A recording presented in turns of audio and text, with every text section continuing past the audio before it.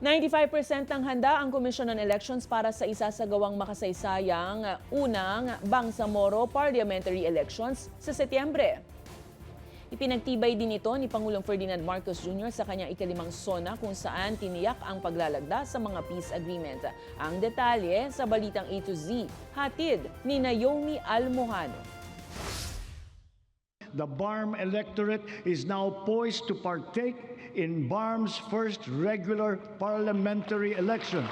This is a critical accomplishment under the Comprehensive Agreement on the Bangsamoro. Tuloy na ang kauna-unahang Bangsamoro Parliamentary Election sa Setyembre. Yan ang pagtitiyak ni Commission on Elections Chairman George Erwin Garcia.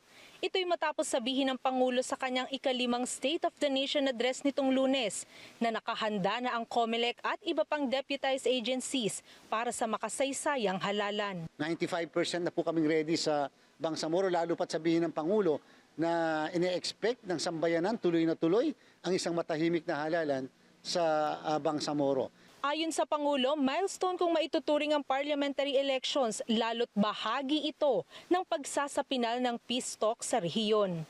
May these inspiring developments strengthen our collective belief in the unity and indivisibility of the Filipino nation amidst our individual diversity. Nitong linggo lang din natapos na ng komisyon ng pag-imprenta sa mahigit 2.9 milyon na balot ang gagamitin sa parliamentary elections. Gayon din ang verification ng mga ito.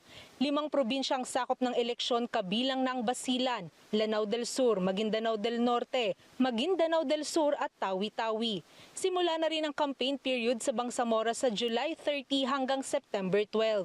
Habang nasa 27 lugar naman sa rehiyon ang nasa red category dahil sa banta sa seguridad. Hanggang sa kasalukuyan, maaaring red category sila, pero hindi pa ito umaabot sa punto na pwedeng magdeklara ng COMELEC controls. Ikinatuwa naman ng Office of the Presidential Advisor on Peace, Reconciliation and Unity o OPAPRU ang development na ito sa Bangsamoro Peace Talks. Ayon sa OPAPRU, napatunayan ni Marcos sa kanyang SONA na mas determinado siya ngayon na tuparin ang lahat ng responsibilidad ng pamahalaan na nakasaad sa kasunduang pangkapayapaan na nilagdaan kasama ng iba't ibang rebel groups.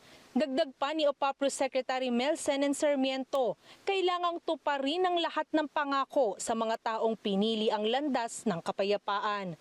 Nagpahayag din si Marcos sa kanyang SONA ng kahandaan na lagdaan ng isang kasunduan para opisyal nang makumpleto ang peace process. A long but worthwhile 15 years since its signing, we are now ready to formalize a historic completion of the government's peace pact with the CBA-CPLA. At matapos maudlot ng ilang beses, sa September 14 nagaganapin ang kauna-unahan at itinuturing na makasaysayang BARM parliamentary elections. Isang pagbabago at paunti-unting hakbang sa pag-unlad para sa mga mamamayan sa Bangsamoro.